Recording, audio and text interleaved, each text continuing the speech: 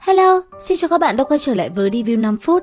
Ở cuối tập trước, trong lúc Lục Tuyết Kỳ đang đuổi theo truy sát Tần Vô Viêm thì Quỷ Lệ đã bất ngờ ra tay khiến cho vị độc công tử kia bị thương và bỏ chạy. Lúc này, khi chỉ còn hai người, Quỷ Lệ thở dài một hơi rồi lên tiếng. Cô khỏe không?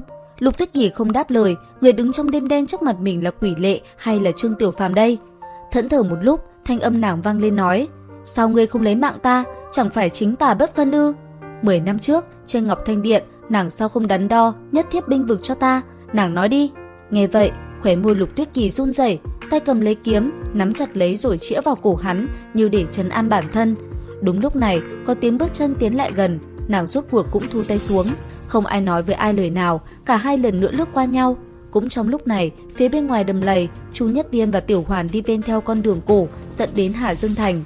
Phía sau bọn họ là thân ảnh của Dã Cẩu đẽo đẽo đi theo, y vẫn luôn giữ khoảng cách với bọn họ. Không lâu sau, Chu Nhất Tiên muốn nghỉ chân một lát, ông mang tấm chiêu bài tiên nhân chỉ lộ bằng vải trắng căng trên thanh trúc đặt cạnh tảng đá xanh rồi ngồi xuống thở hổn hển. Bất ngờ lúc này, một thanh âm ôn hòa vang lên nói: "Người có xem tướng không?" Chu Nhất Tiên cùng Tiểu Hoàn đứng dậy, ngẩng mặt nhìn, chỉ thấy trước mặt là một người trung niên, mày mỏng mặt vuông, xem ra người này tuyệt không phải là phàm phu tục tử. Mục quang Tiểu Hoàn nhìn người đó từ đầu tới chân, sau đó lại nhìn qua bên Gia Gia, tức thời phát hiện ra Chu Nhất Tiên sắc diện lúc này trở nên nghiêm trọng. Tiểu Hoàn chưa từng thấy qua biểu hiện này trước đây. Bất ngờ, Chu Nhất Tiên đột nhiên gằn giọng nói: "Tiểu Hoàn, ngươi ra bên kia ngồi, đợi Gia Gia kêu mới được lại."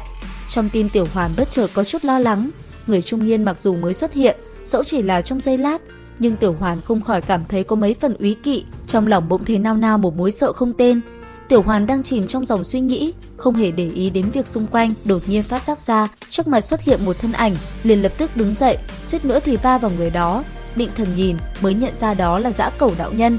Không ngờ Dã Cẩu đạo nhân sắc diện lúc này không còn chút huyết sắc, trên mặt còn lộ rõ sự kinh hãi, nhãn tình đăm đăm nhìn về phía xa. Tiểu Hoàn cả kinh, nhìn theo hướng mắt Dã Cẩu đạo nhân nhìn, không ngờ là phía nam tử trung niên đang cùng Gia Gia nói chuyện. Tiểu Hoàn nghi hồ suy nghĩ, không nhẫn nại được nữa, hướng Dã Cẩu đạo nhân hỏi: "Đạo trưởng à, ông biết người đó sao? Y rốt cuộc là ai vậy?"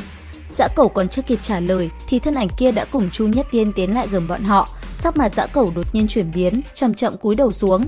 Nam tử đó nhìn hắn mấy lần rồi đột nhiên hỏi: "Ngươi là người bên cạnh của Quỷ Lệ, Dã Cẩu đạo nhân, phải không?" Sắc diện Dã Cẩu càng trầm trọng hơn, ngưng trọng lại một lát, sau đó mới lý nhí nói: "Vâng." Tiểu Hoàn đứng bên mình Chu Nhất Tiên, không nhẫn nại được nữa, hướng qua Chu Nhất Tiên hỏi nhỏ: "Gia Gia, người này là ai?" Chu Nhất Tiên chưa kịp đáp, người kia tựa hồ như nghe thấy câu hỏi của Tiểu Hoàn, quay mình qua mỉm cười nói: "Ta tên là Vạn Nhân Vãng." Thời gian dần trôi, trong rừng vẫn bao phủ một màn tĩnh lặng.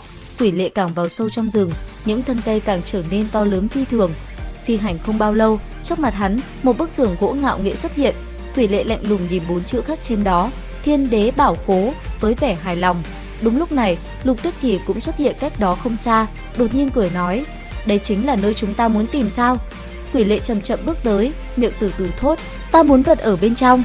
Phía đối diện, Thiên Gia Thần Kiếm chắn ngang giữa hắn và nàng, phản chiếu hình ảnh của hai người, khe khẽ rung động. Quỷ Lệ dừng bước, Lục Tuyết Kỳ từ từ ngẩng đầu, sắc mặt nhợt nhạt nàng cất tiếng: "Ta không thể để dị bảo này lọt vào tay ma giáo, nó sẽ tàn sát nhiều kẻ vô tội."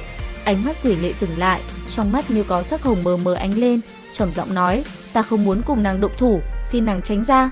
Lục Tuyết Kỳ nhìn thẳng vào mắt hắn, chẳng có chút ý định tránh lui, từ từ nói: "Người lấy mạng ta, tự nhiên ắt sẽ qua được." Ánh hồng trong mắt Quỷ Lệ rực lên, hắn phi thân lên, quanh người vầng sáng huyền thanh chói lọi. Lục Tuyết Kỳ sắc mặt lạnh như xương, Thiên Gia kiếm nghênh không hướng lên, đồng thời giọng nàng lạnh lạnh thốt: "Người đã vào ma đạo thì sao còn phải dùng đạo pháp Thanh Vân môn? Thanh Vân đạo pháp thì sao? Ma giáo tà thuật thì sao? Ta cũng chỉ dùng để sát nhân đoạt mệnh, còn ngươi thì thế nào?" Trong tiếng thét, ánh hồng quang đó hòa vào với thanh quang, từ trên đánh xuống tạo nên tiếng nổ đinh tai nhức óc. Đúng lúc ấy thì đám người Kim Bình Nhi cùng Lâm Kinh Vũ đi tới.